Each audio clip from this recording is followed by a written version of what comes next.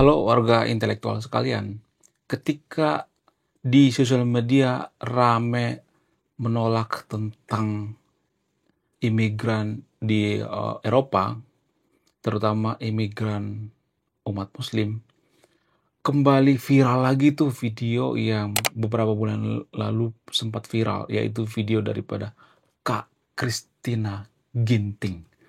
Mungkin yang tersahabat yang nonton video ini sudah nonton videonya ya. Jadi yang memviralkan ini adalah Ustadz Abu Janda.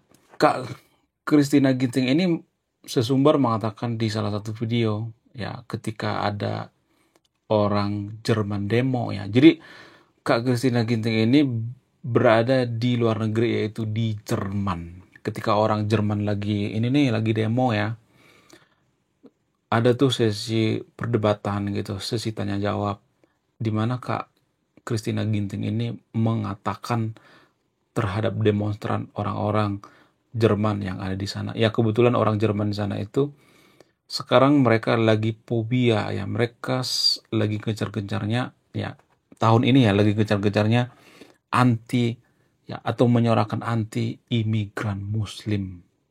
Kak Christina mengatakan di video itu, umat Muslim itu ya tidak benar-benar damai. Mereka sering mengatakan damai, tapi pada faktanya kaum Muslim itu nggak damai-damai amat. Begitu kata Kak Christina dengan menggebu-gebu. Lalu pihak demonstran menjawab ya, atau membantah. Dari mana lu tahu? Lu berasal dari mana? Ya, gue berasal dari Indonesia. Indonesia adalah salah satu populasi Muslim terbesar di dunia. Lalu orang-orang di sana terkejut gitu, terperanjat, terheran-heran. Wow, kok gitu ya? Kok bisa gitu? Apa alasannya? Nah, yang jadi pertanyaan, benarkah kaum muslimin atau umat muslim yang ada di Konoha itu tidak sedamai yang mereka citrakan? Bagaimana fakta yang sebenarnya? Jadi di video ini saya akan memberikan data, fakta ya. Kalau misalnya di antara sahabat yang terus berpikir saya ngarang-ngarang gitu, semua yang saya katakan di video ada data, ada sumber dan faktanya. Jadi kalau di antara sahabat yang misalnya nggak setuju apa yang saya katakan nanti, silakan bantah pakai data ya, bukan cuman ocehan ya. Jadi kalau saya bahas tentang agama mayoritas di Konoha, bahas tentang agama dan lain sebagainya, biasanya ya akan ada komentar-komentar yang mengatakan, sok tahu lu, tahu apa lu tentang agama, ngaji dulu sana. Jadi ada kalimat-kalimat seperti ini, sok tahu lu, lalu kabur gitu. Harusnya kan sok tahu lu, ya sok tahu gue di mana, jelasin dong ya kan. Kalau misalnya nih ya lu komentar sok tahu lu, terus lu tulis misalnya di situ ya, data terbaru seperti ini bang, bla bla bla bla bla, gitu harusnya. Bukan malah tulis sok tahu lu, kabur gitu. Nggak, jangan seperti itu ya guys ya. Jadi kita sebagai warga intelektual itu harus benar-benar netral, tidak berpihak pada agama tertentu ya. Saya tidak berpihak pada agama tertentu di sini. Saya tidak berpihak pada Kristen, saya tidak berpihak pada Islam ya. Jadi kalau salah salah gitu, kalau benar-benar saya berpihak pada kebenaran. Nah, yang jadi pertanyaan, bagaimana fakta yang sebenarnya? Apakah kaum muslimin itu damai atau tidak?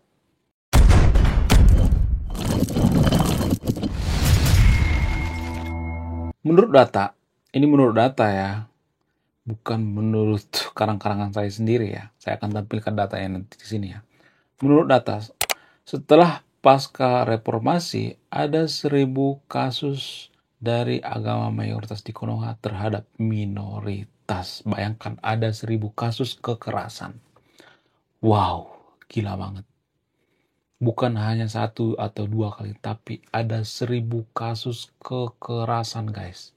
Itu artinya, menurut saya ini bukan oknum. Kalau sampai 1.000 kali nggak mungkin oknum. Sejak kapan oknum rame-rame coba? Sejak kapan ada oknum sampai 1.000? Bahkan tidak hanya saya yang mengatakan seperti ini. Bahkan guru gembul sekalipun ya, guru gembul yang beragama Islam sekalipun, yang punya follower jutaan. Beliau pernah mengatakan di salah satu videonya ketika ngebahas tentang kasus Cidahu, umat Kristen itu tidak sedang aman di Indonesia. kalian tuh tidak aman di Indonesia, umat Kristiani. Guru Gembul yang ngomong seperti ini, bukan saya ya. Nah, yang jadi pertanyaan, kok bisa? Kenapa ya umat Muslim yang ada di Konoha itu selalu mengatakan kita adalah agama damai ya. Tapi pada faktanya nggak damai-damai amat gitu. Buktinya ada tuh kasus kekerasan ada 1.000 ya menurut data. Ya, bantah pakai data ya, jangan pakai ocehan ya, jangan pakai mulut besar ya. Biasakan kita berdebat by data. Ya, ide dibalas dengan ide, argumentasi dibalas dengan argumentasi. Ya, jadi jangan argumentasi dibalas dengan fisik gitu, dibalas dengan masalah pribadi, jangan seperti itu ya. Biasakan berdebat dengan apa? Dengan intelektual ya, dengan pemikiran-pemikiran yang rasional, yang logis ya, yang masuk akal. Kenapa bisa seperti itu? Apa alasannya? Apakah ini dipengaruhi oleh oknum? Menurut saya enggak mungkin ada 1.000 oknum. Kenapa bisa seperti itu? Apa alasannya? Saya ngambil data dari ini ya, dari Guru Gembul ya. Guru Gembul pernah mengatakan seperti ini. Sebenarnya umat Muslim yang ada di Konoha itu bukan beragama Islam, tapi beragama Arab katanya gitu. Rata-rata, ya enggak semuanya tapi ya, rata-rata umat Muslim yang ada di Konoha itu bukan beragama Islam, tapi beragama Arab. Guru Gembul pernah mengatakan seperti itu. Jadi kalau mau komplain, jangan komplain saya, komplain sama Guru Gembul ya. Guru Gembul kan beragama Islam ya. Dia juga bicara tentang agama, dia juga ahli dalam bidang agama, ya tidak hanya bahas tentang pendidikan tapi agama juga. Jadi Guru Gembul pernah mengatakan seperti itu ya. Kenapa kaum muslimin yang ada di Konoha itu tidak sedamai yang dicitrakan? Kenapa? Karena mereka beragama Arab.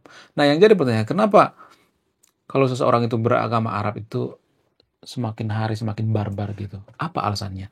Salah satu alasan yang paling mempengaruhi itu karena egosentris ya. Egosentris itu yang pertama ya. Kemudian karena dipengaruhi oleh budaya atau tradisi di mana agama itu diciptakan. Jadi di Timur Tengah itu ya, terutama di Arab Saudi, pada zaman dulu itu kan tidak seperti sekarang ini ya. Sekarang ini Arab Saudi sudah mulai hijau ya, tapi zaman dulu itu sangat-sangat gersang sekali. Kalau misalnya kita nyari sumur ya, harus komplit dulu, harus ya gontok-gontokan dulu gitu. Penuh dengan air mata, penuh dengan darah dan lain sebagainya. Sehingga apa? Sehingga mereka terbiasa yang namanya konflik. Nah, ini biasa disebut dengan culture atau tradisi, budaya. Tradisi atau budaya ini melekat dengan agama itu sendiri, ya, di mana agama itu diciptakan. Kita tahu bersama bahwa agama Islam itu kan berasal dari Arab ya. Nah, agama Muslim ini ya terkontaminasi dengan budaya Arab. Sehingga apa? Sehingga susah memisahkan mana budaya Arab, mana budaya Islam. Ya, ini dua hal yang berbeda. Itu kata Guru Gembul ya, bukan kata saya ya. Ya, Guru Gembul kan Muslim ya.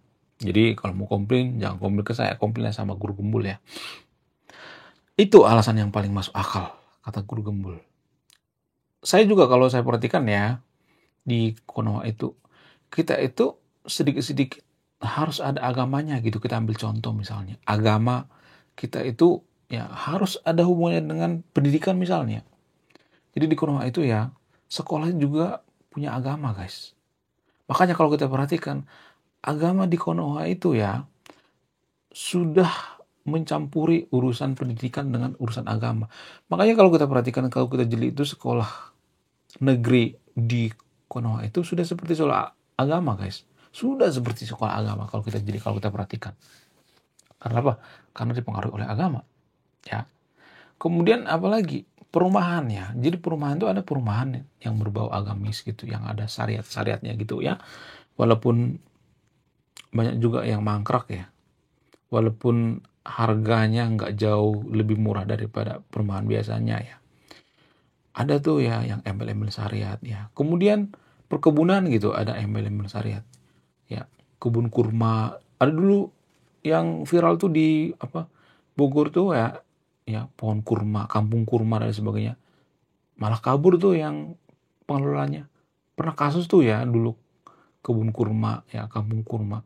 banyak tuh ya dulu yang kena korbannya. Jadi sengaja menggunakan embel-embel agama. Kenapa mereka menggunakan embel-embel agama? Karena mereka tahu bahwa warga Konoha itu banyak yang fanatik buta terhadap agama. Banyak yang menganut yang namanya agama Arab ya. Kemudian apalagi ya, makanan ya ada agamanya, minuman juga ada agamanya. Bahkan berteman sekalipun ada agamanya. Jadi semua agamanya ada ya. Ini dipengaruhi oleh apa? Dipengaruhi oleh agama Arab. Itu kata guru gebul ya. Jadi itu yang mempengaruhi kenapa ya kaum muslim yang ada di Konoha itu ya tidak sedamai yang mereka citrakan ya. Kemudian apalagi yang mempengaruhi? Ya, kalau saya perhatikan ya, mohon maaf ya bagi teman-teman yang nonton video ini yang kalau beragama muslim ya. Sampai sekarang Syiah dengan Sunni itu kan masih kotok-kotokan ya. Masih belum akur ya. Kalau kita bandingkan dengan agama Kristen misalnya, Kristen Katolik dengan Protestan itu pernah konflik. Ya mirip-mirip seperti Syiah dengan Sunni ya. Katolik dengan Protestan itu agak mirip-mirip seperti Syiah dan Sunni. Seperti itu perumpamaannya. Tapi agama Kristen itu ya, saya tidak sedang mempromosikan agama Kristen ya. Kita ngambil perbandingan agama Kristen karena apa? Karena Islam dengan Kristen itu paling dekat ya. Sama-sama agama Samawi atau sama agama Abrahamik ya. Karena banyak nabinya yang mirip juga ya. Jadi Syiah dan Sunni ini sampai sekarang mereka nggak damai guys. Nggak ada perjanjian. Sementara kalau kita bandingkan dengan Katolik dengan Kristen, mereka sudah damai dengan perjanjian apa? Perjanjian Westphalia. Ya, Kristen dan Katolik itu, Protestan dengan Katolik itu pernah dulu kotok-kotokan zaman dulu. Perang ya. Tapi untungnya mereka damai ya. Jadi itulah alasannya kalau saya perhatikan ya. Kenapa Kak Christina Ginting ini mengatakan seperti itu? Ya, mungkin yang dilihat seperti itu ya. Sunni dan Syiah aja juga ribut gitu ya. Sesama agama muslim juga ribut gitu ya. Kemudian karena adanya kasus-kasus persekusi, ya bubarin paksa, mempersulit izin rumah ibadah dan sebagainya. Mungkin itu yang dilihat oleh Kak Christina Ginting ini ya. Jadi di antara sahabat yang video ini kalau misalnya mau bantah pakai data ya. Ada banyak tuh datanya ya, yang baru-baru ini viral seperti kasus Cidahu, kemudian kasus yang di Padang kemarin, ya ada banyak kasus-kasus guys ya. Kasus-kasus seputar intoleransi ya. Tapi ya berita baiknya, saya tidak hanya memberikan berita buruk ya. Menurut data ya, jadi ini menurut data ya guys ya. Menurut data itu ternyata umat muslim yang di kalangan Gen Z, mereka lebih toleransi ternyata guys, daripada kalangan boomers. Jadi berdasarkan survei ya, berdasarkan data, ada data yang mensurvei atau yang mengatakan bahwa ketika ditanya nih ya, kaum Gen Z, ya, kalau misalnya nih ada yang melakukan ya peribadatan di daerah kalian ya dekat rumah kalian itu misalnya nih yang melakukan itu agama Kristen, agama Hindu, agama Buddha dan sebagainya, apakah kalian toleransi? Ya, mereka rata-rata mengatakan ya sekitar 70% mereka mengatakan toleransi. Tapi anehnya ketika disurvei di kalangan boomers ya, kalangan bapak-bapak yang sudah tua, yang sudah sepuh, jumlahnya itu ya lebih banyak ya menurut data itu ya.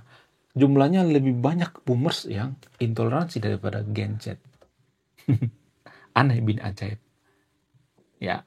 Jadi kalau saya perhatikan justru orang tua di Konoha itu ya, yang sudah sepuh, yang sudah bapak itu justru lebih intoleransi terhadap yang beda agama dengan yang satu agama.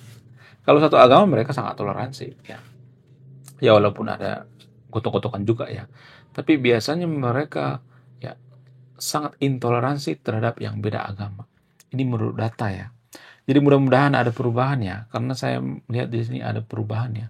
Kenapa Gen Z itu lebih toleransi daripada generasi sebelumnya, yaitu generasi X atau generasi boomers gitu?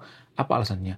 Salah satu alasan yang paling mempengaruhi itu karena informasi ya, keterbukaan informasi ya. Kemudian karena pengaruh daripada medsos ya, media sosial. Adanya channel-channel seperti ini ya, yang sangat-sangat sekuler ya, ini channel sekuler guys ya. Apakah sekuler itu sesat? Enggak juga. Enggak juga. Jadi kalau saya mengatakan saya itu ya sangat setuju dengan sekularisme, jangan berpikir yang aneh-aneh guys ya. Di Konoha itu kan gitu, kita tuh selalu di framing ya. Oh kamu pro ini ya, oh kamu pro sekuler ya, oh kamu pro itu ya, pro barat ya, pro liberal dan sebagainya. Kalau kita jujuran ya, kalau kita perhatikan itu justru ya, kalau saya perhatikan itu rata-rata negara maju itu mereka negara sekuler kok. Apa salahnya kita menegakkan yang namanya sekularisme? Nggak aja masalah kan, ya gak sih? Nggak jadi masalah. Cuma kita aja yang terlalu sensitif gitu ya, terlalu sensi dengan dengan ideologi. Jadi gini guys, saya tidak fanatik dengan ideologi ya. Walaupun saya mengatakan saya menegakkan yang namanya sekularisme, saya tidak fanatik dengan sekularisme. Ada saatnya kita tidak sekuler, ada saatnya kita sekuler. Jadi nggak semua hal kita bisa sekularisme guys. Jadi itu artinya saya tidak fanatik ya. Di Indonesia itu banyak orang yang fanatik terhadap ideologi ya. Ya, ada yang fanatik terhadap ideologi demokrasi, ideologi agama, ada yang fanatik seperti itu guys ya. Kemudian ada yang fanatik ideologi komunisme, ya sosialis dan sebagainya. Jadi hal-hal seperti ini yang menurut saya itu bikin kita tidak maju ya. Kita tuh nggak boleh fanatik terhadap satu ideologi, nggak boleh ya. Ya walaupun saya mengatakan saya kaum sekularisme, ya saya tetap bijaksana gitu, nggak terlalu fanatik dengan ya ideologi sekularisme ya. Jadi kalau boleh jujur ya guys ya, channel-channel seperti inilah yang mempengaruhi kenapa Gen Z itu banyak yang toleransi. Mereka familiar dengan apa? Dengan ya gadget. Mereka dekat dengan gadget, dekat dengan teknologi ya, ChatGPT dan sebagainya. Jadi mereka bisa nyari sendiri di ChatGPT, ya nyari sendiri di Google dan sebagainya. Sehingga mereka semakin hari semakin toleransi. Jadi itu artinya media juga bisa bikin seseorang itu semakin hari semakin intoleransi. Mudah-mudahan 20 atau 30 tahun lagi ketika Gen Z nanti sudah tua, maka mereka semakin toleransi. Kalau saya perhatikan ya, sejauh ini Gen Z itu sangat-sangat toleransi ya, sangat-sangat toleransi. Jadi ada perubahan yang sangat signifikan ya. Nah yang jadi pertanyaan misalnya, kenapa justru generasi boomers ini lebih intoleransi daripada generasi penerusnya yaitu Gen Z? Apa alasannya? Salah satu alasan yang paling mempengaruhi itu karena fanatisme dalam beragama. Saya tidak mengatakan Gen Z itu tidak fanatik dalam beragama, tapi kalau saya perhatikan mereka, ya apalagi Gen Alpha ya, mereka sudah mulai mempertanyakan yang namanya agama. Ya Gen Alpha paling utama. Gen Alpha itu kan sering bertanya why, Gen Y. Makanya disebut dengan Gen Y atau Gen Alpha. Why? Ya, kalau agama itu mengatakan tentang kemanusiaan, lalu kenapa banyak pemuka agama kehilangan rasa kemanusiaan? Ada pertanyaan-pertanyaan seperti ini muncul daripada kaum ya Gen Z ya. Sehingga apa? Sehingga ini mempengaruhi mereka lebih toleransi ya. Nggak semuanya toleransi ya, tapi dibandingkan dengan generasi-generasi sebelumnya, ya generasi boomers itu lebih lebih intoleransi ya. Yang mempengaruhi itu ya yang kedua misalnya selain karena fanatisme dalam beragama, karena zaman itu belum ada ya, zaman mereka itu belum ada yang namanya gadget. Belum ada gadget, mereka didoktrin oleh apa? Ya didoktrin oleh media. Di mana media-media atau ya seperti media cetak, ya media massa dan sebagainya mendoktrin bahwa agama kita lah yang paling benar, agama kita yang paling suci, agama kita yang masuk surga, agama lain sesat. Sehingga apa? Sehingga ini mempengaruhi mereka intoleran.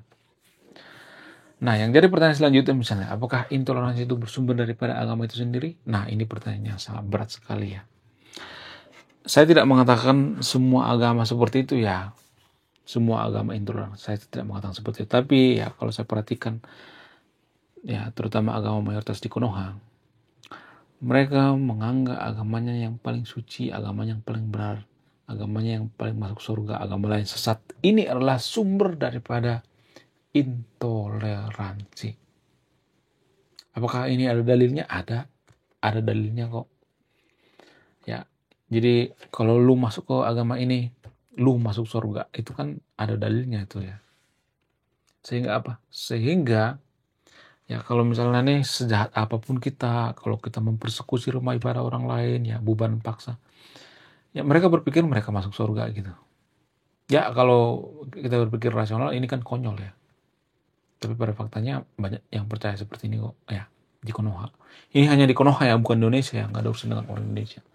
Orang Indonesia itu anti kritik guys ya. Kemudian kalau saya perhatikan ya, akhir-akhir ini kan banyak penolakan tentang imigran gitu. Imigran, ya terutama imigran muslim gitu. Apa alasannya? Di video sebelumnya saya udah banyak bahas ini ya, tapi ada alasan yang terlewatkan ya, yang saya bahas video-video saya kemarin itu. Apa itu alasannya? Alasan yang paling masuk akal itu adalah karena mereka adalah masyarakat, ya nggak semuanya tapi ya, masyarakat yang bermental inferior ya, bukan bermental superior. Makanya kalau mereka sedikit, mereka akan patuh. Tapi kalau jumlah mereka banyak, mereka akan menunjukkan sifat aslinya. Jadi ini bermental inferior. Dan Eropa, ya mereka tidak menyadari itu ya. Baru-baru ini mereka baru sadar ya. Dari dulu mereka nggak mau nyadar itu ya. Mereka mau saja ya ditumpangi oleh imigran-imigran gelap gitu, imigran-imigran yang beragama mayoritas di Konoha misalnya, pergi ke luar negeri, sehingga luar negeri jadi terkontaminasi.